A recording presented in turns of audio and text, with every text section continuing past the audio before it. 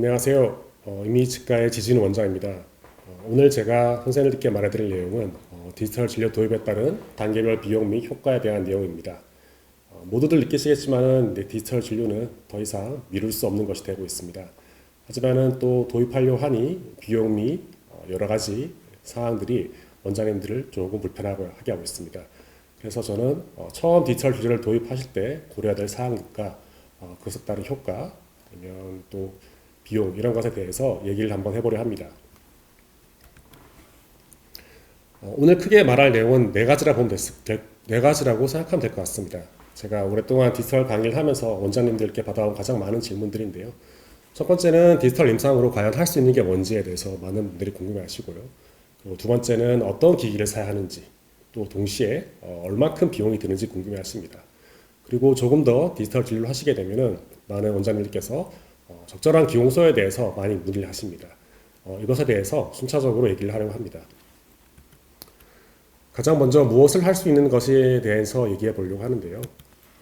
일단 현 시점에서는 모든 보철이 가능하다고 생각하시면 될 것 같습니다.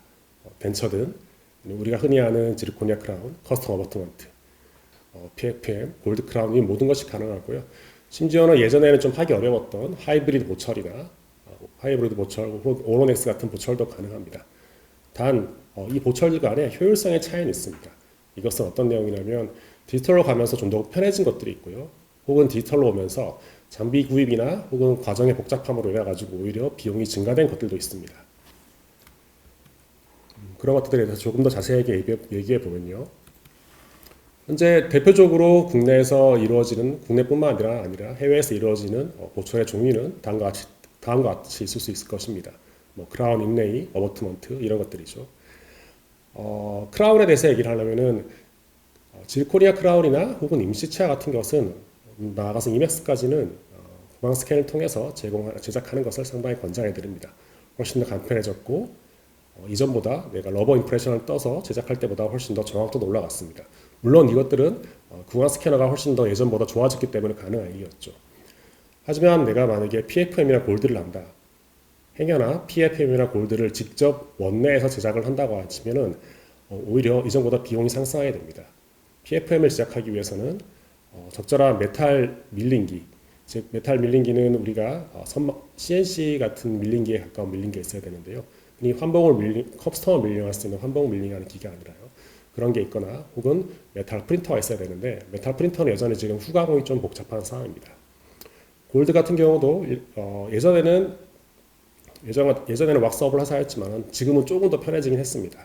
예를 들자면은 레진을 프린팅한 다음에요. 이 프린팅한 것을 레진을 기본으로 다시 메모라는 과정을 거치게 됩니다.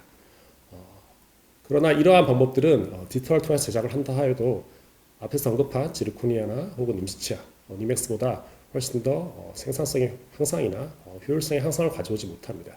그렇기 때문에 디지털로 가공을 하실 경우에는 지르코니아 크라운, 임시치아, 니맥스 같은 걸 권장해 드립니다. 인레이도 마찬가지입니다.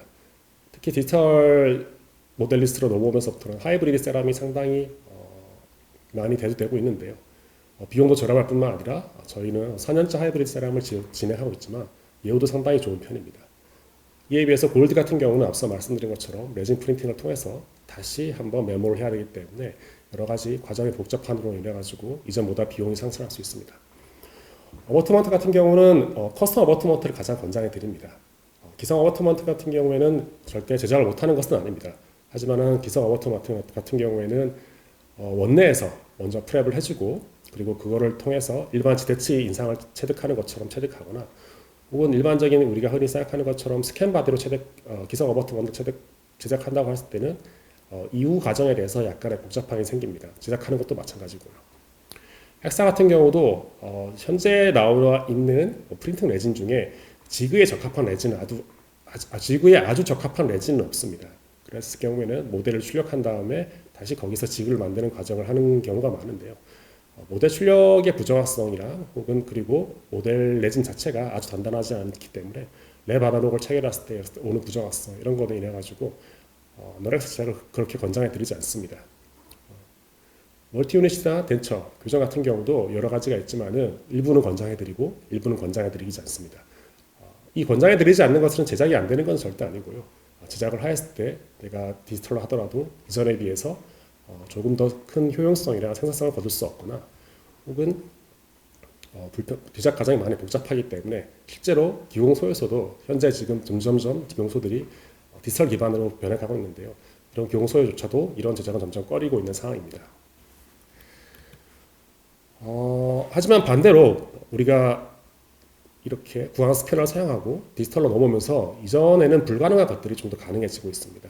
예를 들면 이러한 것들이죠. 물론 이러한 것들은 단순히 스캐너를 산다고만 해서 해결되는 것들은 아니고요. 어느 정도 디지털 임상에 대한 높은 지식이 있어야 가능한 거긴 합니다. 예를 들어 이러한 환자가 오늘 원내에 방문하였다고 가정을 해봅시다. 오늘 저는 아무런 약속이 없습니다. 아주 그냥 비어있는 날입니다. 좋지 않은 날이죠. 이 환자는 덴처도 사용하지 않았고 상악 남아있는 치아 잔조치들은 모두 모빌리티가 심한 상황입니다. 모두 발치를 하고 임플란트를 심어야 되는 상황이죠.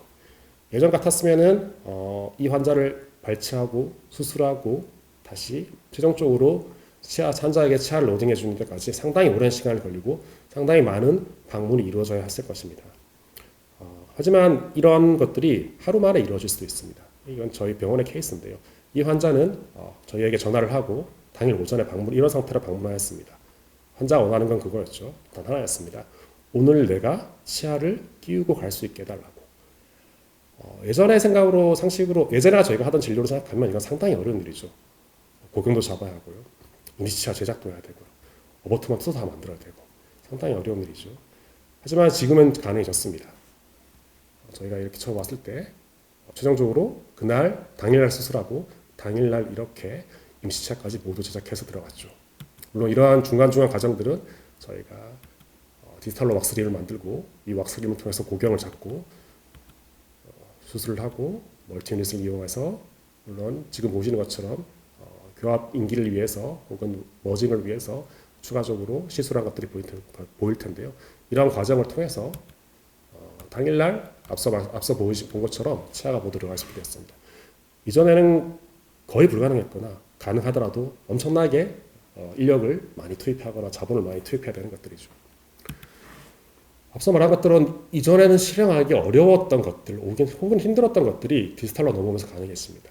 대표적인 것이 임시치아입니다. 지금까지는 모두 임시치아를 1개든 2개든 5개든 직원분들이 하나 한 땀 한 땀 깎으면서 많은 시간을 보냈죠. 평균적으로 봤을 때 이 치를 깎는데도 대략 30분 정도 걸립니다. 하지만 지금은 그렇지 않습니다. 출력하면 되죠. 훨씬 더 간단합니다. 그 30분 동안 위생 선생님 해야 될 거라고는 거의 아무것도 없습니다. 마지막에 가서 30분 뒤에 가서 잠깐 세척하고 경화하는 게 다입니다. 남은 30분 동안은 그 위생 선생님께서는 쉬거나 혹은 다른 일을 할 수 있습니다. 그리고 앞서 말씀드린 것처럼 즉시 로딩을 할 수 있죠. 저희는 저희 병원 같은 경우는 저희가 식립하는 임플란트의 대략 한 적게는 10%, 많게는 한 20% 정도를 모두 다 즉시 로딩을 합니다. 이전에도 즉시 로딩을 불가능한 게 아니죠. 즉시 로딩이 픽서창에서 이루어진 즉시 로딩이 어려웠던 거는 물론 수술에는 또 문제가 있지만 수술을 한다고 하여도 이 보철을 어떻게 30분, 1시간 만에 만들 것인가에 대해서 어려움이 있었습니다. 하지만 3D 프린터 발전과 스캐너의 발전으로 인해 가지고 이런 것이 가능했죠. 원데이 보철도 마찬가지입니다. 스캔하지 않고 인상을 뜨고 속걸로 붓고 한다면은 빠른 시간에 제작을 할 수 없을 겁니다.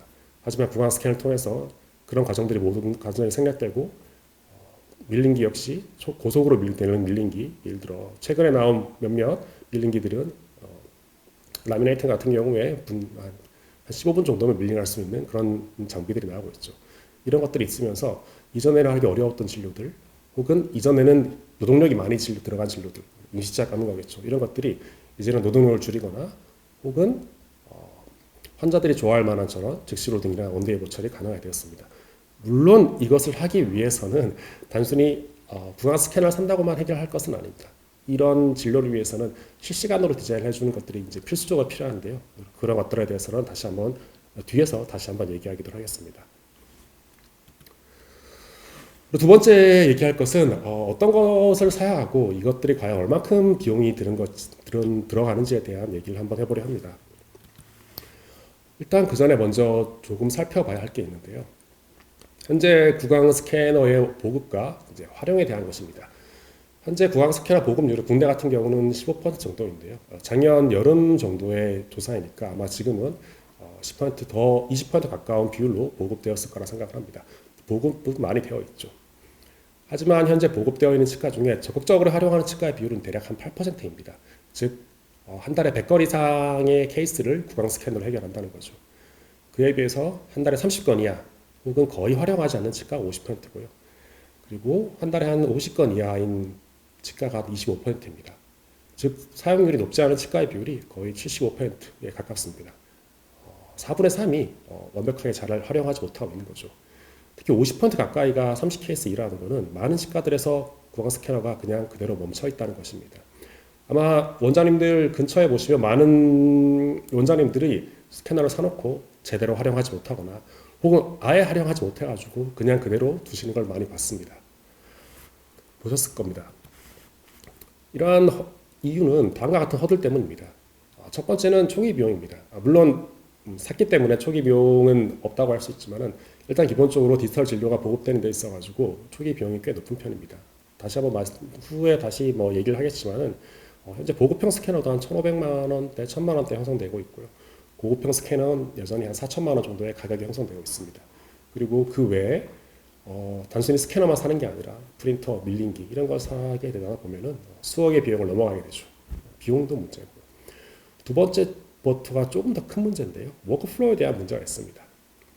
현재 스캐너가 매우 발전함에 따라서 일단은 기본적으로 아주 아무것도 모르는 직원에게 러버 임프레션을 가르치고 구강 스캔을 가르쳤을 때 단순한 케이스에서는 구강 스캔을 가르치는 게 훨씬 더 빨리 효과가 나옵니다. 그만큼 이제 스캐너가 많이 발전하였다는 거죠. 하지만 난이도가 높은 케이스에서는 반대 현상이 나옵니다. 어떤 이유 때문이냐면 러버 임프레셔너나 혹은 전통적인 방법으로 제작하는 것은 이미 오랫동안 많은 선생님들에 의해서 연습이 되었고 내가 어딜 가든지 고년차 선생님들에게 직원들이 배울 수 있는 거죠. 원장님들도 대부분 다 학교에서 배워서 알고 있고요. 하지만 현재 나오고 있는 디지털 진료는 최신의 학문입니다. 아직 교과서에도 마땅한 교과서도 만들어지지 않았고요. 학교에서 가르쳐주지도 않죠. 모든 사람들이 다 밖에서 배워야 되는 상황입니다. 잘 배우기도 힘들고요. 그러다 보니 정립되지 않은 워크플로우로 인해 가지고 우리 병원에서 어떤 걸 써야 될지, 어떤 적절한 워크플로우를 따라 제작해야 될지 이런 혼란스러움 때문에 스캐너를 사용하기 어려워집니다. 이러다 보니 조금 많은 병원들 측에는 기공소에 의존해서 이거 어떻게 하면 되는지 물어가면서 진행하는 경향이 있는데요. 기공소 역시 여전히 많은 기공소들이 이런 워크플로우에 대해서 특히 진료실에서 이루어질 워크플로우들은 대부분 다 익숙하지 못합니다. 그런 상황이고 기공소도 모르고 나도 모르고 이런 상황이라면 역시 구강 스캔을 제대로 사용하기 어렵죠. 세 번째 역시 아주 큰 문제인데요. 저희 회사는 일반적인 치과를 디지털 치과로 변환시켜주는 그런 전환시켜주는 서비스를 하고 있습니다. 대도심에 있는 원장님들은 조금 덜한데요. 혹은 이제 대도심 밖에 있는 이제 병원이라든가 혹은 위생 선생님들이 30대 이상인 위생 선생님들을 주로 보유하고 있는 병원에 가면은 직원 교육이 가장 큰 문제라고 말씀하십니다. 새로운 것을 도입하고 싶어도요. 일단은 그쪽에 계신 직원 선생님들이 새로운 것을 도입하는 것에 대해서 조금 불편감을 가지시는 선생님들이 있습니다. 나는 그동안 잘 해왔고 이대로 하면 되는데 왜 굳이 새로운 것을 해서 이제 좀 귀찮게 하느냐.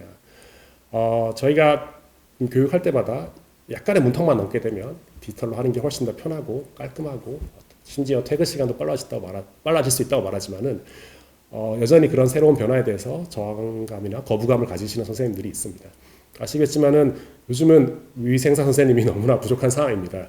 그러다 보니까 이제 위생 선생님들에게 마냥 이제 푸시만 하거나 혹은 나를 우리 병원을 따라오라고만 할 수 없는 상황이죠. 그런 것이 첫 번째 문제고요. 두 번째 문제는 일부 원장님들 같은 경우는 외부에서 세미나를 듣고 오십니다. 외부에서 최근에 좋은 세미나들이 많기 때문에 물론 비용은 이제 수백만 원이 되는 세미나가 있지만요. 이 세미나를 듣고 와서 이제 직원에 와서 병원에 와서 이거 하려고 그러는데 결론적으로 구강 스캔을 진행하는 것은 대부분 다 위생사 선생님들입니다. 원장님이 직접 하시는 경우도 있지만 대부분 다 직원들이 진행하죠. 그러면은 원장님이 또 오셔서 직원들에게 또 교육을 하셔야 됩니다. 일이 또 이중으로 들어가는 거죠. 이제 이거 역시 저희가 만나본 원장님들을 보면은 쉽지가 않습니다. 이러나 저러나 저항도 있고 교육을 다시 해야 되는 거고 이거 뭐 단순한 그냥 한번 이제 교육을 한다 해서 되는 것도 아니고 실제로 그래서 아까 말씀드린 것처럼 도심 외의 지역이나 고연령대 선생님들을 주로 고 연령대 선생님들과 주로 일하시는 원장님은 직원 교육을 셋 중에 가장 어려워하셨습니다. 그리고 네 번째는 치기고인데요. 예전에 제가 3년 전에 강의를 처음 시작했을 때부터는 훨씬 더 나아지긴 했는데요. 여전히 구강 스캔을 통해서 제작하는 보철에 대해서 치기공소 측에서 잘 인지하지 못하거나 혹은 잘 처리하지 못하는 경우가 많습니다.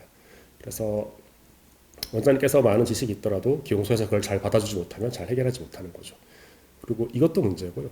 두 번째는 이제 원내에서 기공을 한다고 하여도 기공사 고용행위라던가 아니면 기공사 교육, 절대 위생 선생님들 교육해서 기공을 할 수는 없습니다.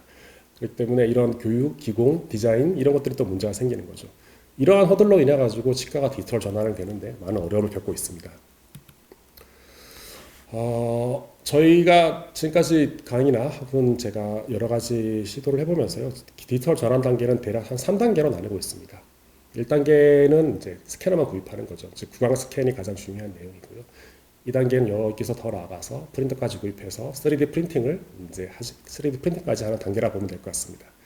3단계는 결론적으로는 원내에서 최종적으로 보철을 제작하는 거죠. 이러기 위해서는 이제 흔히 말하는 이제 밀링기, 실리코니아나 이런 걸 제작할 수 있는 장비까지 있어야 되는 거죠.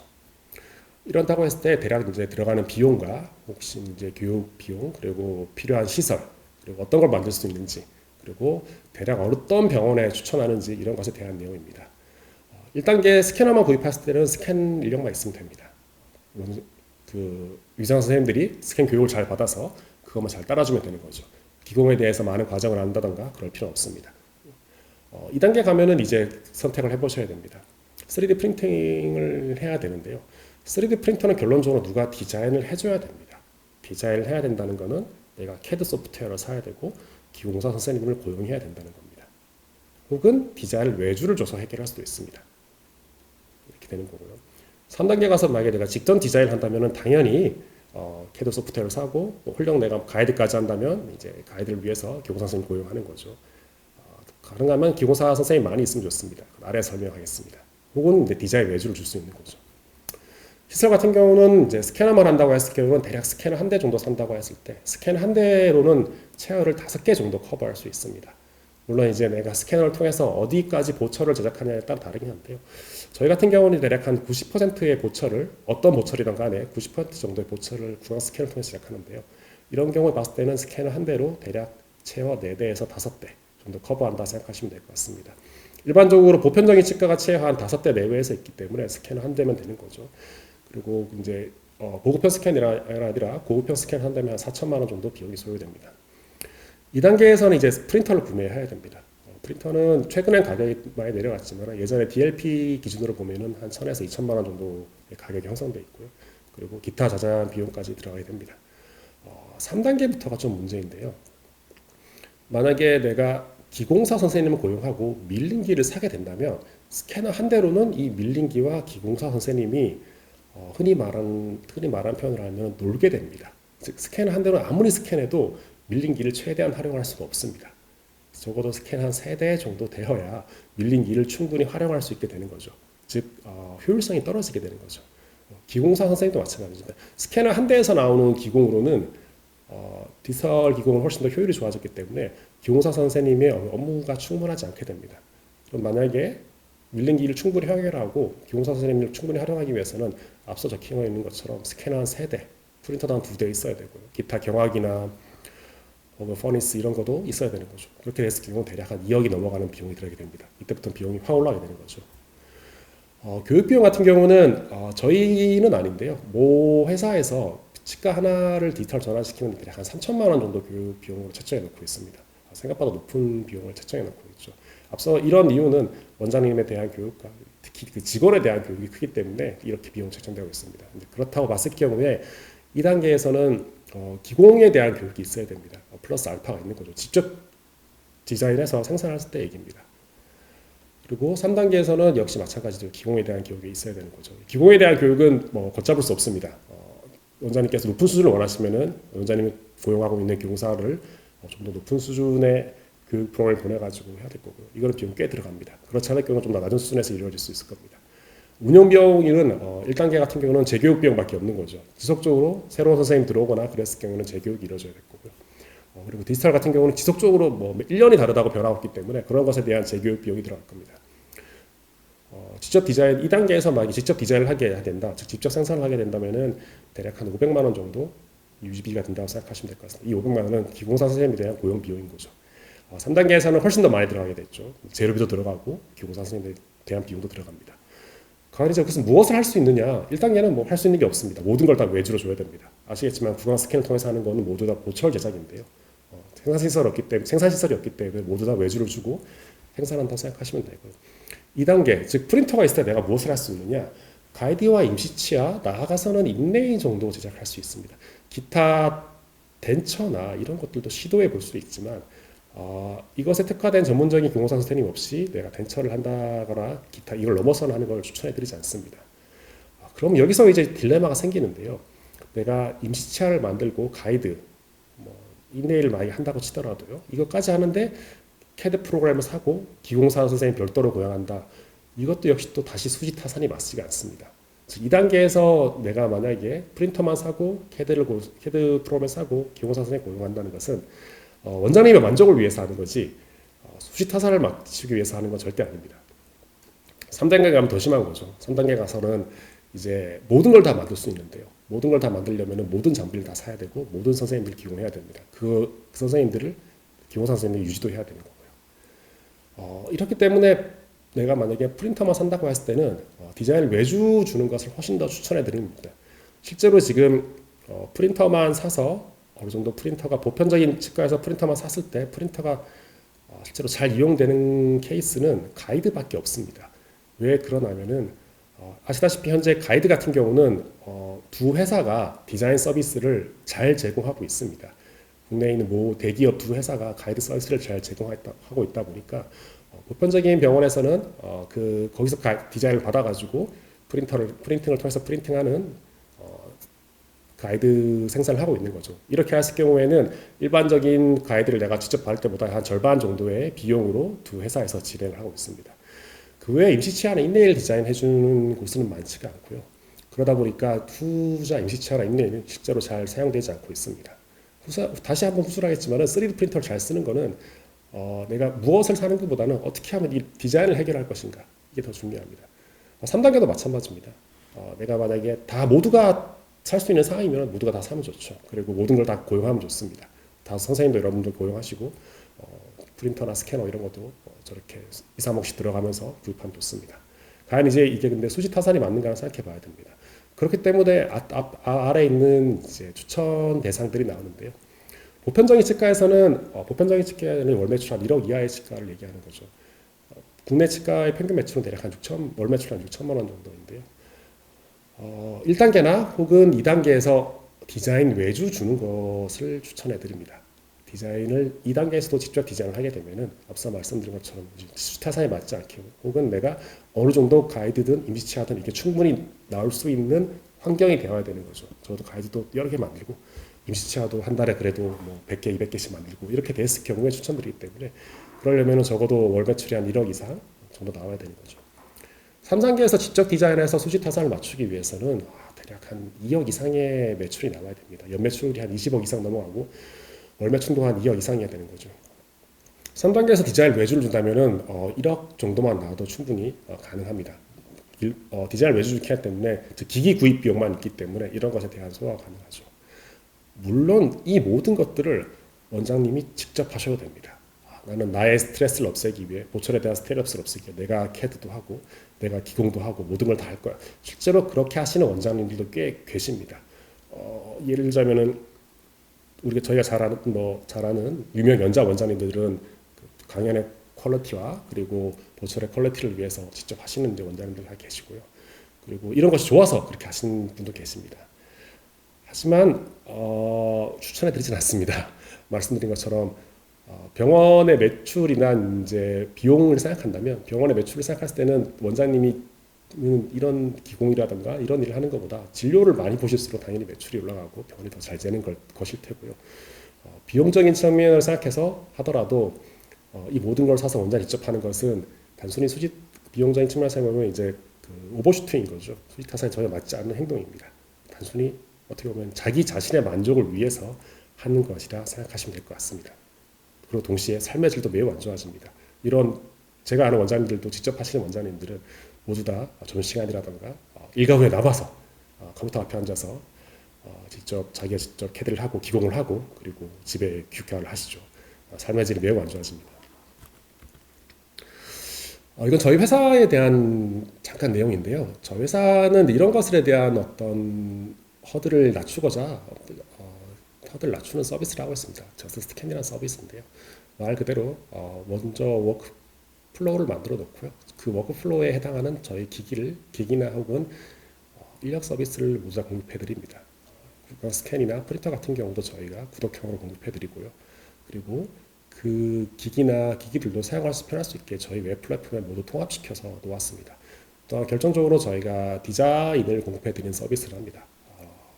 레이트 디자인 서비스, 즉 하루 이틀 뒤에 공급해 드리는 서비스도 하고 실시간 디자인 서비스도 가을쯤에 시작합니다. 실시간 디자인 서비스를 하게 되면은 더 이상 임시차를 만들거나 즉시 로딩을 하거나 그런 데 있어가지고 고민할 필요가 없는 거죠. 이런 서비스 통해서 아까 말했던 어떻게 보면 디지털 진료의 가장 꼬시를 할 수 있는 즉시 로딩이나 원데이 보철이나 이런 게 가능합니다. 그리고 이런 거는 저희가 모든 진료 워크플로우를 만들어 놓고 직접 저희가 의사 선생님들에 가서 교육시키고 그리고 지속적인 온라인 피드백을 통해서 의사 선생님들이 계속 높은 수준을 유지할 수 있게 교육을 하고 있습니다.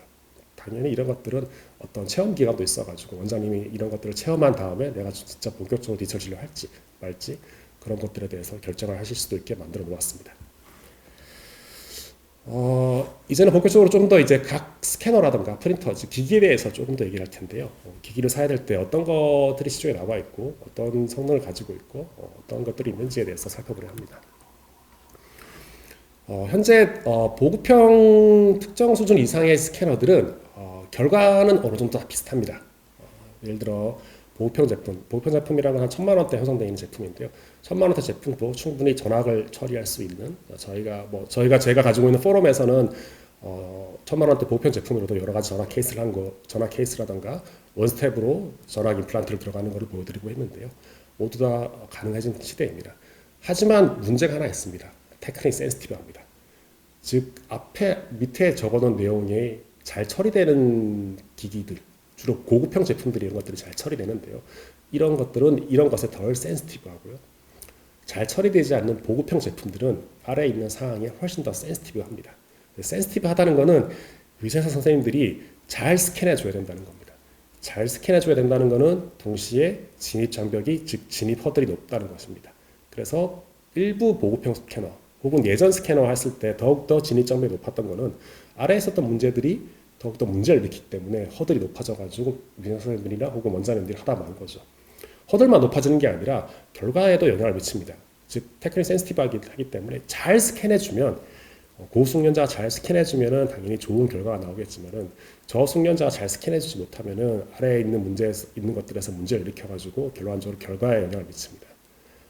그래서 스캔을 구입할 때는 테크닉 센시티브한 거를 가장 중점적으로 보셔야 됩니다. 현 시점에서 그렇다는 거죠.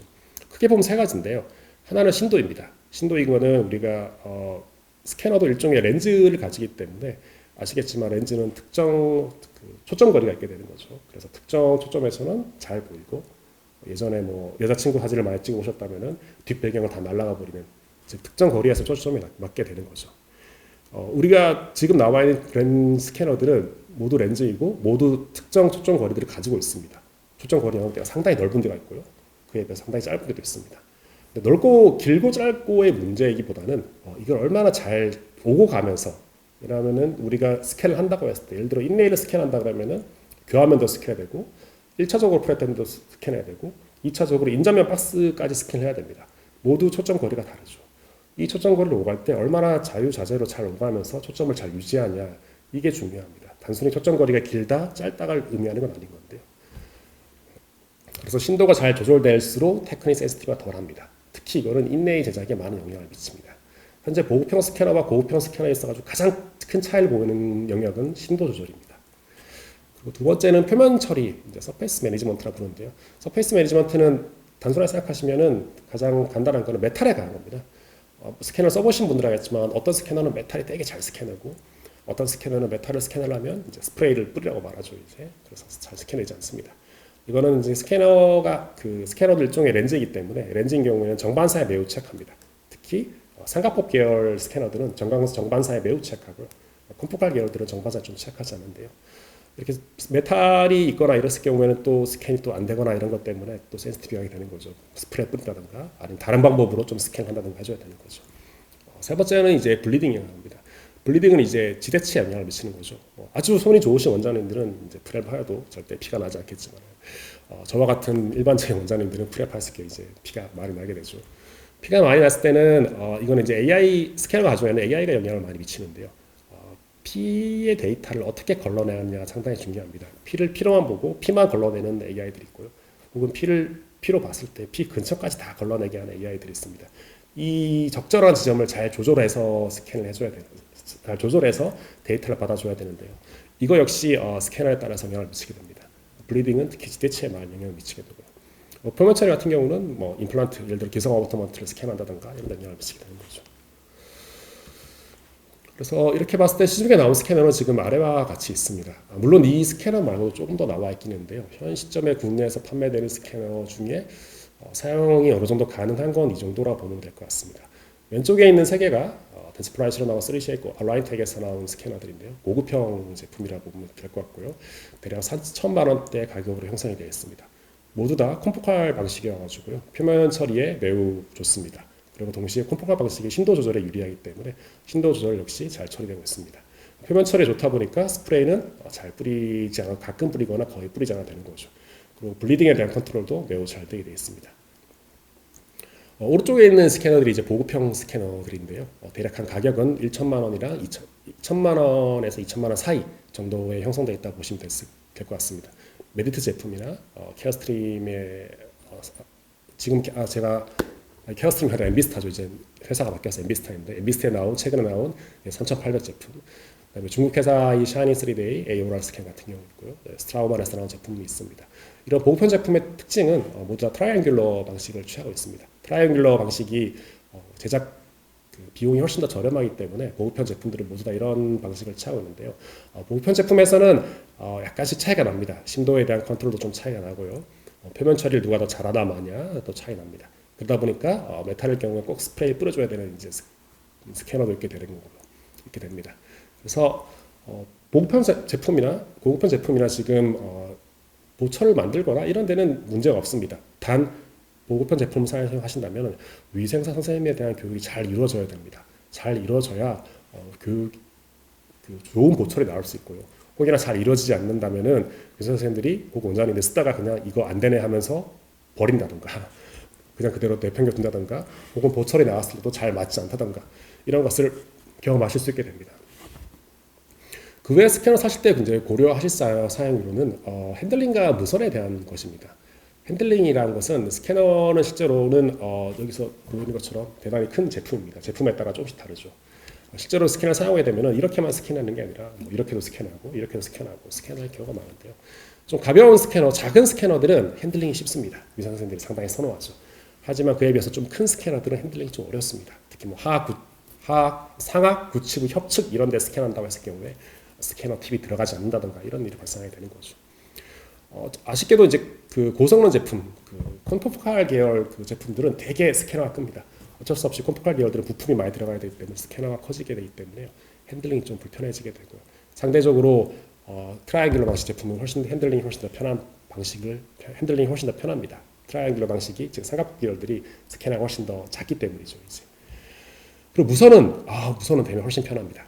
비교할 수가 없습니다. 그래서 물론 이제 보라색에 표현해 놓은 항목들이 중요하긴 하지만 실제로 사용하시는 건 이제 위생 선생님들이 사용하시기 때문에 핸들링이 잘 되고 무선 기능이 있는 것에 대해서 선생님들이 훨씬 더 편안해하고 사용하시기 때문에 결론적으로 이 제품은 원장님이 쓰시는 것보다 위생사 선생님들이 사용하시는 게 주류이기 때문에 그분들의 좀 요구에 맞춰서 제품을 구입해 주시는 게 좋습니다. 그 외에 뭐 부가 서비스나 솔루션화에 대해서는요. 부가 서비스는 국내에서는 큰 의미가 없는 것인데요. 해외에서는 좀 의미가 있는 것들입니다. 예를 들어는 스캔 외 기능들을 제공하는 거죠. 3쉐이크 같은 경우는 스마일 디자인 같은 걸 제공하고요. 메디트 같은 경우는 모델 빌더, 스프린트 빌더 이런 부가 서비스를 제공합니다. 실제로 직접 기공을 하거나 이랬을 때 좀 의미가 있는 것들인데 국내에서는 이제 잘 사용되지 않고 있습니다. 솔루션화 같은 경우는 이번 IDS에서 가보신 분은 알겠지만 저희가 하려는 서비스도 마찬가지인데 더 이상 스캔에서만 기치는 게 아니라 스캔에서부터 출력까지 모든 하나의 과정을 하나의 플로우를 만들고 여기에 필요한 모든 것들을 다 공급해서 진료에 훨씬 더 편하게 사용하게 하려고 합니다. 우리가 잘 아는 세렉 시스템이 그렇게 되어 있죠. 세렉은 스캐너부터 그다음 디자인 프로그램 그리고 제작 장비 심지어 제작 재료들까지 다 선정되어 있습니다. 그래서 그 고민할 필요 없이 그걸 가져다 그대로 쓰면 되죠. 기공사 선생님만 구해서 쓰면 됩니다. 아주 좋죠. 이런 솔루션화에 대해서 모두 다 지금 열을 올리고 있는 상황이기 때문에 그리고 이런 것들이 더욱더 사용을 편하게 만들죠. 예전에 같은 경우는 저희도 몇 년 전에 했을 때 마찬가지지만 스캐너 여기서 하고 프린터 여기서 하고 밀링기 여기서 하고 소프트웨어 여기서 하고 다 해가지고 저희가 알아서 나름 맞춰가면서 심지어 어떤 것들은 좌표를 변환해가면서 진행을 했어야 되는데 이제 그런 것들에 대해서 점점 편하게 사용할 수 있게 되고 있는 거죠 이제. 그래서 스캐너는 이렇게 마련이 되어 있고요. 말씀드린 것처럼 가장 중요한 거는 우리 의사 선생님들이 얼마나 허들을 넘을 수 있느냐, 그리고 이걸 과연 내가 어떻게 교육할 것인가, 선생님들에게 어떻게 교육할 것인가, 그리고 어떤 걸 사용을 편하게 할 것인가, 어떤 제품을 사용을 편하게 하는가, 이런 것들을 고려해서 구입을 하시는 게 가장 좋습니다. 그리고 프린터에 관한 내용인데요. 프린터는 일단은 기본적으로는 여러 가지들을 살펴봐야 될 겁니다. 성능이라든가 가격이라든가 이런 여러 가지들을 살펴봐야 될 겁니다. 예를 들어 저희가 프린터 살 때 가장 중요하게 여기는 거는 프로파일에 대한 건데요. 예를 들면 대부분 다 레진 회사랑 프린터 회사랑 분리되어 있기 때문에 레진을 가져오더라도 그 레진을 어떤 방향으로 어떻게 출력을 할지에 대한 프로파일, 즉 설정값이 만들어져 있어야 됩니다.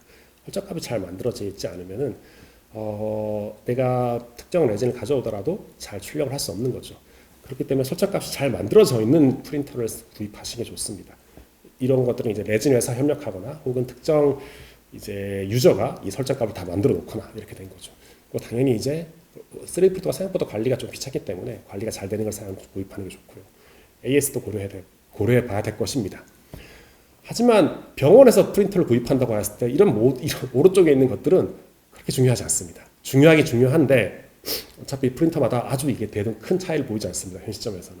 제일 중요한 건 디자인입니다. 앞서 말씀드렸지만 누가 디자인을 해줄 것입니다. 결국 출력하기 위해서 누군가가 디자인을 해줘야 됩니다. 누가 디자인을 할 건가? 내가 직접 기공사를 고용해서 디자인한다? 앞서 말씀드린 것처럼 프린터에서 생산되는 보철, 예를 들어 가이드라든가 임시치아, 조금 더 나간 다음에 인레이 정도 볼 수 있는데 이것만을 위해서 캐드를 사고 기공사를 고용하고 프린터를 출력한다? 이건 완전히 오버슈팅입니다. 부질없는 짓에 가까운 거죠. 아니 원장님이 직접 한다? 그건 가능합니다. 괜찮습니다. 단 이제 원장님의 삶의 질을 생각해야 되는 거죠. 위상사 선생님이 시킨다? 이건 절대 불가능입니다. 요즘 같은 시대, 요즘처럼 위상사 선생님 부족한 시대 절대 불가능 아닙니다.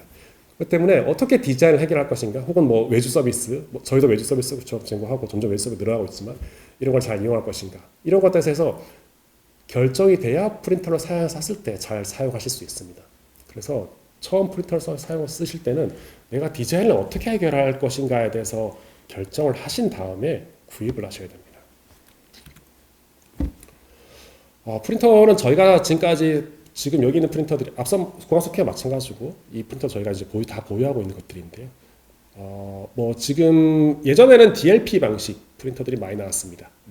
여기서 그까지 차이를 설명해 드릴 시간은 없을 것 같고요. DLP 방식과 LCD 방식이 크게 두 가지가 있는데요. 치과에서는 예전에는 DLP 방식을 좀 더 선호했습니다. DLP 방식 프린터들은 불과 한 3년, 4년 전까지만 해도 줄을 이뤘고요. 그때 주로 거의 다 DLP 방식이죠. 왜 그러냐면 DLP 방식이 훨씬 더 빠르고 미세 재현성이 훨씬 더 좋습니다. 그러다 보니 치과에 어울리는 거죠. 근데 가격대가 대략 예전 제품도 한 1,000만 원대 중반 제품이 나왔고요. 지금 맨 왼쪽에 있는 넥스텐드 제품 같은 경우 한 2,000만 원대 정도 형성되어 있습니다. 그리고 근래에 나온 DLP 방식들도 대략 1,000만 원 내외 정도 형성되어 있습니다. 지금 오스템의 DLP 방식이라든가 홀레 플래시 포지 이 제품 나온 지 꽤 됐지만 포지 제품 또한 800만 원 정도 형성돼 있죠. 이제 형성돼 있는데 DLP 방식 특징이 대부분 치과용으로 나온 DLP 방식들은 이거 외에 아시가나 이런 프린터도 있지만 치과용으로 나온 DLP 방식 속도가 빠릅니다. 재현성이 좋고 출력 안정성이 높습니다. 좋은 게 많죠.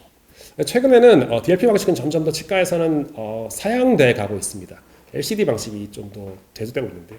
LCD 방식은 예전에는 각광받지 못하였습니다. 속도도 느리고 출력물도 형편없고 이런 거 되는데요.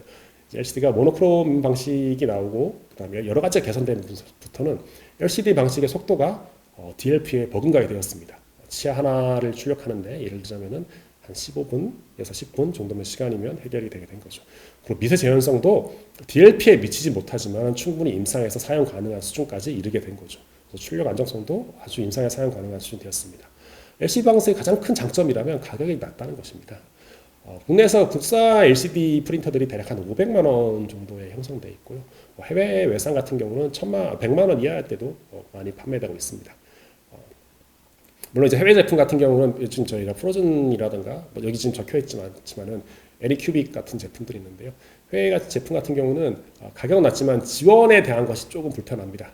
상대적으로 이제 국산 LCD 비해서 속도 좀 더 느리고요. 미세 제형성도 떨어지고 그리고 레진 프로파일에 대한 누가 잡아놓은 레진이 없기 때문에 원장님 한 땀 한 땀 이제 스스로 이제 테스트를 해가면서 맞춰야 되는 것들이 있는 거죠. 그래서 현 시점에서 만약에 치과에서 프린터를 구입하신다면 충분히 LCD 500만 원 전후의 LCD 장비들이 충분히 이제 쓸만한 상황이 되었기 때문에 구입하신다면 이 장비를 가장 권장해 드리는 바입니다. 단 앞서 말씀드린 것처럼 먼저 생각해야 될 것은 어떻게가 아니라 누가 디자인할 것입니다. 디자인을 어디서 가져올 것입니다. 이것에 대해서 꼭 생각을 해보셔야 됩니다. 다음으로 얘기할 거는 왜 그럼 우리가 디지털 진료를 해야 되냐? 좋은 것은 뭐냐? 앞서 말한 대로 뭐 비용도 많이 들고 허들도 있고 그런 게 뭐가 문제냐? 일단은 기본적으로 앞서 말씀드린 것처럼 이전에 하기 어려웠던 새로운 진료들을 좀 하게 합니다. 임시치아를 내가 안 깎고 가만히 있으면 출력되게 한다든가 혹은 아니면 즉시 로딩을 이제 나도 즉시 로딩 할 수 있어 이렇게 된다든가 모처럼 원데이로 가능하게 한다든가 물론 이것들이 이전에 불가능하던 것들이 아니죠. 원데이 보철을 하던 치과들 있습니다. 하지만은 그런 시스템을 다 갖춘 치과들이 가능했죠. 하지만 디지털로 넘어오면서부터는 부가적인 서비스를 이용하게 되면은 보편적인 치과에서도 즉시 로딩을 할 수 있고 보편적인 치과에서도 원데이 보철을 할 수 있습니다. 보편적인 치과에서도 더 이상 템퍼러리를 위생사 사진에 깔 필요가 없게 된 거죠 이제. 그리고 동시에 생산성 향상이 매우 올라오게 됩니다. 이건 앞서 있을 때 1단계, 2단계, 3단계에 대한 내용인데요. 1단계에서 비용이 처음에 들어가겠지만 결론적으로 시간이 지나서 익숙해지게 되면은 생산성이 훨씬 더 올라가기 때문에 결론적으로 총 비용은 내려가게 됩니다. 2단계도 마찬가지고요. 3단계도 마찬가지입니다. 단계마다 초기 비용이 들어가기 때문에 비용은 더 올라가게 됩니다. 하지만 시간이 지나게 되면은 총 비용은 내려가게 되는 거죠. 물론 이제 많은 원장님들이 그냥 사고 내팽개두면은 그냥 저렇게 됩니다. 아주 아쉬운 상황이죠. 첫 번째 가장 큰 이유는 인상체득 시간이 일반적인 전통적인 인상체득 시간에 비해서 한 3분의 1로 줄어들기 때문입니다. 물론 이제 준비 시간까지 다 하게 되면 2분의 1 정도로 줄어들게 되는데요. 훨씬 더 빠르게 됩니다. 예를 들자면은 이건 47번 임플란트를 제작하는 과정인데요. 지금 PDF 파일로 내가지고 영상이 나오지 않는데 대략 교합 체크하는데 10초, 하악 스캔하는데 한 30초, 추가 스캔을 조금 더 하고요. 스프레이를 도포하고 대합치가 메탈이 아주 심하기 때문에 스프레이를 도포했습니다. 상하 스캔을 하고 상하 추가 스캔을 하고 도합하는데 교합 스캔을 하고요. 도합하는데 한 1분 40초 정도 걸렸습니다. 물론 준비 시간도 있고 이런 것도 있겠지만 1분 40초면 다 아시겠지만은 바이트 쏜 다음에 굽는 데 걸리는 시간밖에 안 되는 시간이에요. 훨씬 더 빨라졌죠. 동시에 저런 싱글, 더블 임플란트, 더블 같은 경우는 좋은 스캐너로 잘 교육받은 스텝 선생님이 디지털 구강 스캔을 진행하게 되면은 잘 교육받았다는 전제하에입니다. 잘 교육받았다고 그걸 따라한다는 전제하에 이전에 러버 임프레션을 채택할 때보다 훨씬 더 정확성이 높습니다. 예를 들자면 저희는 이미 위아래 20개가 임플란트가 들어가 있고 그거를 전화학을 가공한다고 했을 때 전화학 임플란트를 한다고 했을 때 이미 그거를 커스텀 어버트먼트와 지르코니아 크라운을 원스텝으로 가공한 지 오래입니다. 이전에 오히려 러버 머테리얼로 임프레션을 떠서 했을 때는 그게 더 어려웠습니다. 하지만 지금은 어떤 경우도 상관없이 다 전압으로 원스텝으로 가공합니다. 그게 1개든 2개든 10개든 20개든 마찬가지죠. 지대치는 말할 것도 없고요. 훨씬 더 정확해졌습니다. 물론 이제 앞서 말했던 것처럼 좋은 워크플로우를 따라서 잘 교육받은 선생님이 이제 진행했다는 가정하에입니다. 직접 기공을 하신다고 해도 마찬가지입니다.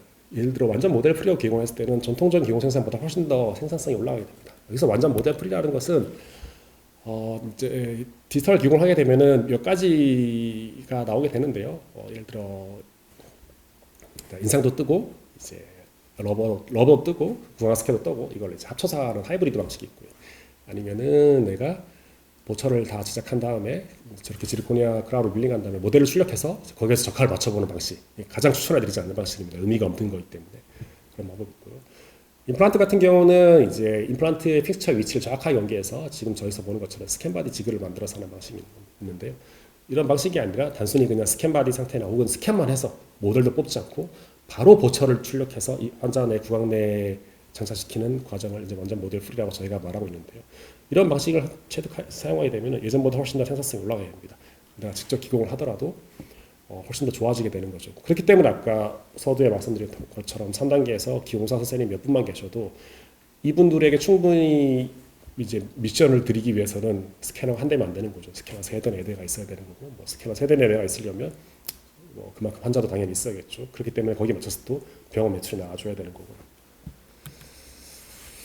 그리고 그 다음 얘기할 때는 기공에 관한 문제입니다.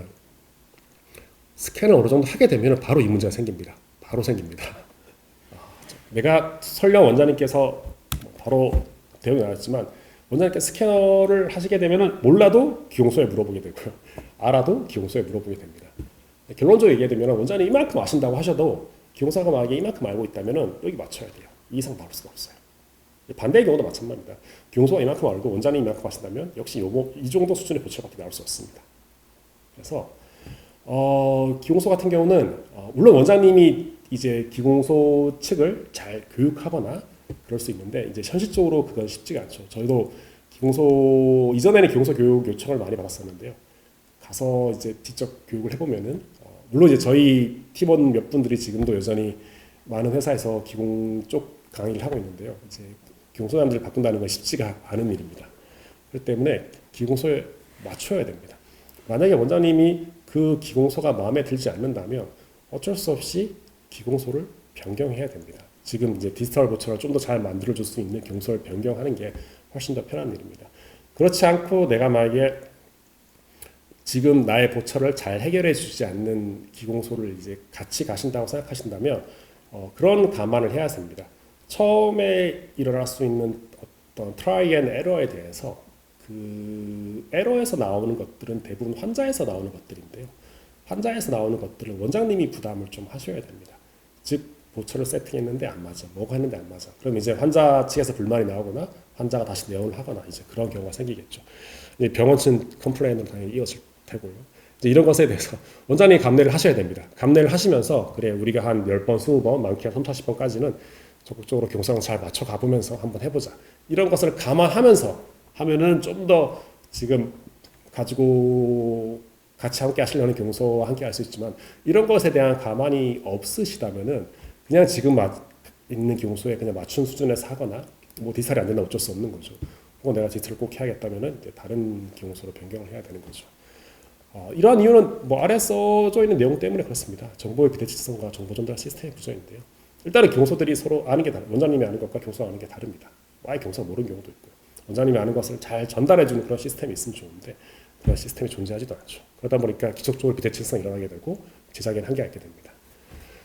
다행히도 이런 것을 해결해주는 많은 솔루션들이 점점 이런 것을 해결하기 위해서 많은 업체들이 나오고 있습니다. 어떻게 하면 둘 사이에 간극을 메우고 둘 다 모두 디지털 실력을 반영시켜가지고 이들을 잘 제작할 수 있게 할 것인가, 어떻게 하면 이들이 통신이 잘 되고 데이터 전달이 잘 되게 할 것인가, 이런 것들에 대해서 많은 회사들이 시도를 하고 있습니다. 저희 역시 둘 사이에 어떤 정보 전달, 정보의 간극을 메우는 시스템을 같이 개발하면서 지금 보급하고 있는 것이 있는데요. 이런 것들이 많이 보급되고 역시 디지털 진료가 많이 보편화되면은 아마 이 문제는 사라질 건데 현재로서는 여전히 많이 남아있고 큰 문제입니다. 그래서 디지털 진료를 처음 도입하실 때 기공소에 대한 생각을 좀 해보셔야 됩니다. 이제 거의 끝으로 해가는데요. 그래서 만약에 내가 디지털 진료를 실제로 하게 된다면은 어떤 식으로 진행을 하면 좋을까? 처음부터 세미나에서 누가 보고 왔는데 막 아까 제가 맨 처음 서두에 보여드린 것처럼 어떤 전학 환자가 오자마자 나는 그날 원데이로 치아를 다 넣을 거야. 이런 거를 시도하시면 절대 안 되고요. 단이 가장 처음에는 기초적인 거, 단순한 것부터 시작하시기 좋습니다. 가장 대표적인 게 이제 교합이 안정적인 것을 일단 산정하고요. 교합이 불안정할 경우에는 교합을 어떻게 안정화시킬 것인가에 대한 이제 솔루션들이 같이 가야 되기 때문에 교합이 안정적인 치아 한 3개 치아 이하 정도, 뭐 전치나 구치 임플란트 혹은 지대치, 인레이 이런 것을 시도하는 게 좋고요. 조금 더 나아가면은 가이드는 스캔만 좀 잘하면 되는 거기 때문에 가이드 스캔 조금 다르긴 하지만 가이드를 같이 해보는 게 좋습니다. 이때는 필요한 지식이라고는 스텝 선생님께서 초급 스텝에 대한 초급 정도 기본 과정에 대한 저희가 이거를 뭐 첫걸음 베이직 과정이라 하고 있는데요. 그 정도 이제 내용만 알고 있으면 됩니다. 기공소 측도 이 정도는 대부분 다 만들어줍니다. 그게 문제가 안 됩니다. 물론 가이드는 이제 만드는 곳에서 만들겠죠. 이제 굳이 특별한 지식이 없더라도 만들어줍니다. 단 여기서 이슈가 있는데요. 인레이 같은 경우는 인레이는 되게 간단해 보이지만 앞서 말씀드렸던 신도에서 문제가 있기 때문에 보평 스캐너 중에 일부 제품 같은 경우는 인레이를 막상 하려고 하면 잘 안 되는 경우가 있습니다. 특히 이제 7번이나 6번 저 후방 구치부 쪽 인레이를 하는데 심도 문제를 일으켜가지고 이거는 이제 제작이 어렵거나 이런 것보다는 스캐너 자체에 좀 한계가 있는 거죠. 이제 그래서 인레이 같은 경우는 내가 접근하기 쉽지만 보철 같은 경우에는 어느 정도 퀄리티가 생각보다 안 나올 수 있다는 사항을 하셔야 됩니다. 물론 저희는 뭐 실제로 이거를 제가 강의하게 되면 어떤 이 간극을 어떻게 메울 것인가에 대해서 이제 여러 가지 말을 해드리는데요. 그런 거 있기 때문에 인레이는 처음부터 조금 이게 쉽게 되지 않는다는 생각을 조금 하셔야 됩니다. 그리고 두 번째 조금 더 여기서 이제 안정화되면은 약간 교합이 불안전한 4에서 6치 정도를 할 수 있습니다. 뭐 구치부 임플란트 크라운이나 이제 잔치 크라운 같은 거겠죠. 6전치 같은 것도 좀 시도해 볼 수 있는 거고요. 스텝의 스캔 선생님들이 조금 더 스캔에 대해서 이해가 높아야 됩니다. 즉 그냥 스캔을 해서 교합을 스캔한다 이랬을 경우에는 보철 높네 낮네 이런 걸 빈번하게 좀 경험할 수 있습니다. 약간의 그 교합 오차를 줄일 수 있는 스캔 어떤 프로토콜 좀 더 들어가 줘야 되는 거죠. 그리고 스캔이 좀 잘못됐네 이런 것을 눈치챌 수 있는 그런 경험도 좀 쌓여야 되는 거예요. 스캔이 잘못됐다는 거는 교합이 잘 맞지 않네 이런 것에 대해서.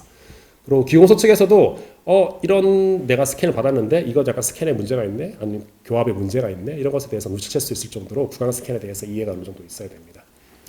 그리고 여기서 더 발전하면 이제 이거 이상인 거죠. 교합이 불안전한 뭐 전체 치아나 이런 게 될 것 같습니다. 예를 들어 뭐 정도 반악, 전악 이런 것들이 되는 거죠. 이런 것들인데 이때부터는 그리고 덴처에 관한 것들인데요.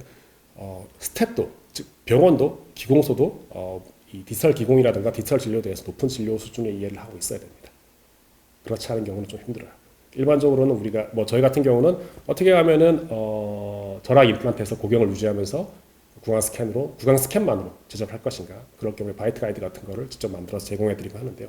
이런 것들에 대해서 이런 제작 과정에 대해서 기공소 측도 이해하고 있어야 되고 그 다음에 병원 측도 어떻게 하면 이 순서대로 할 것인가 지금 여기서부터 워크플로우가 약간 더 복잡해지는 거죠. 이 워크플로우 순서대로 지킬 것인가 그래서 중간에 트러블 슈팅을 어떻게 해결할 것인가에 대해서 이해가 있어야 되는 거죠. 그래서 이런 식으로 진행하시는 것을 추천해드립니다. 그래서 결론적으로 얘기해 드리면은 할 수 있는 거는 거의 모든 것을 다 할 수 있고요. 그래서 하지만 효용성의 차이가 있기 때문에 앞서 말씀드린 것과 같은 모철들을 주로 권장해 드립니다. 그리고 뭘 사야 하냐면 다 사면 좋습니다. 3단계 있는 끝까지 가서 다 사면 좋은데 다 사면 비용도 너무 많이 들고 말씀드린 것처럼 직원도 훨씬 더 많이 고용해야 되는 거고 수지 타산이 맞지 않은 상황이 되는 거죠. 하지만 다 사지 않아도 되는 뭐 솔루션들이나 서비스들을 하고 있습니다. 뭐 저희 회사가 제공하는 서비스도 그런 것들이죠. 그리고 비용은 뭐 스캐너만 사면은 대략 저도 한 4천만 원 선에 있는 거고요. 다 사게 되면 2억이 넘어가는 상황이 발생합니다. 그리고 기공 문제 같은 경우는 기공소에 맞춰야 됩니다. 대신 하지만 이것도 역시 해결해주는 솔루션들이 더 나오고 있고요. 다시 말씀드리지만 원장님이 직접 하는 것은 삶의 질이나 병원의 매출이나 여러 가지 면에서 추천해드리지 않습니다. 하시더라도 하시다 보면 곧 후회하시게 됩니다. 지금까지 말해드린 건 디지털 진료에 대한 것이었습니다. 점점 의료뿐만 아니라 모든 분야가 많이 들어보셨을 겁니다. 디지털 전환이라고, 디지털 마이그레이션이 일어나고 있는 거죠. 예전에는 우리가 다 식당에 전화해서 예약을 했는데 지금 캐시테이블이라든가 배달의 민족으로 다 주문을 하고 있는 거고 옛날엔 대리기사도 다 전화로 눌렀다면 이제는 다 앱으로 하고 있는 거죠. 일상생활에 있어가지고 많은 디지털 전환이 일어나고 있습니다. 의료도 마찬가지입니다. 의료도 디지털 전환이 많이 일어나고 있는데요. 예전보다 특히 치과가 좀 빠른 분야입니다. 뭐 요즘에 소아과를 가보셨겠으면은 소아과가 더 이상 데스크에서 접수하지 않죠. 앞에 있는 키오스크 같은 게 있어가지고 모 회사에서 제공하는 게 막 서비스인데요. 거기서 예약을 하고 접수를 하고 이렇게 하죠. 치과 같은 경우는 디지털 진료가 이루어지고 있고요. 이거는 근데 이제 진료 저희가 일어나는 것의 첫 걸음이라고 보시면 될 것 같습니다. 점점 치과 속에서도 AI가 많이 들어오고 있습니다. 예를 들자면은 구강 스캐너에서 지금 AI가 안 들어가 있는 경우는 없습니다. 아까 블리딩 처리라든가 아니면은 연조직 같은 걸 어떻게 좀 처리하는가 다 지금 스캐너에서 AI가 처리하고 있습니다. 그리고 디자인 같은 경우도 뭐 여러 회사 한 몇 회사가 이제 시범적으로 서비스를 하고 있지만은 좀 AI 디자인 물론 해결할 수 있는 케이스는 매우 한정적입니다. AI 디자인 나오고 있고요. 심지어 생산 같은 경우도 우린 지금은 뭐 밀링기로 제작을 하고 그걸 사람이 꺼내서 팔레싱하고 이러지만 자동화가 이루어지고 AI에 관여하는 생산 업체들이 국내는 없습니다. 이런 것들이 나오고 있습니다. 혹시 눈치채셨을지 모르겠는데 저희가 여기 오늘 제가 사용한 슬라이드에 나온 그림도 제가 그린 게 아니라 AI가 그린 게 꽤 몇 개 있습니다. 시대가 많이 변했죠. 뭐 달리나 스테이블 디퓨전 같은 걸 이용하면 이제 원하는 그림을 쉽게 AI가 그려주는 시대가 되었죠. 그렇듯 점점 변화하고 있습니다. 5년 뒤에 10년 뒤에 우리가 이런 식으로 과연 진료를 할까? 예전 같은 진료를 할까? 아시겠지만 변화의 속도는 이전 5년보다 앞으로의 5년이 훨씬 더 큽니다. 이전 5년의 변화보다 앞으로 1년 더 클 수 있죠. 5년, 10년 지난 변화면은 진료의 방식이 많이 변해있을 거라고 생각합니다. 그런 의미에서 보자면 지금 하고 있는 거는 거의 그런 변화의 어떤 첫걸음인 거죠. 그리고 그때 시간이 됐을 때 5년, 10년 지났을 때 어쩔 수 없이 지금은 당장 아닐지 몰라도 그때 됐을 때 이런 걸 잘 이용하고 잘 활용하는 치과는 조금 더 다른 치과들 비해서 우위에 있거나 혹은 앞서 있는 게 사실일 겁니다. 변화는 피할 수 없고 그거를 잘 이용하는 잘 활용한 사람이 언제나 그 변화의 결과 속에서 더 많은 걸 가져가거나 더 많은 걸 챙겼기 때문인 거죠. 의료 쪽에도 이제 그런 것도 일어난다고 생각하고 지금이 어떤 시작점이라고 생각합니다. 그렇기 때문에 디지털 진료를 너무 두려워하실 필요는 없습니다. 지금 제가 약간 부정적인 말도 많이 하였지만은 지금 현 시점에서는 도와주는 많은 예전에 비보다 훨씬 더 좋아졌고요. 스캐너 성능도 훨씬 더 좋아졌고 이걸 해결해 줄 수 있는 허들을 해결해 줄 수 있는 솔루션들도 많이 나와 있습니다. 그래서 미래를 대비하고 좀 더 나은 진료, 디지털 진료 도입하게 되면 당연히 환자도 편하고 어느 허들만 넘게 되면은 원장님도 편하고 직원도 편합니다. 그거 당연합니다. 때문에 그런 걸 위해서 디지털 진료를 도입할 것을 적극적으로 권장해 드립니다. 이상입니다. 감사합니다. 치과계 중심 채널 치해신보 TV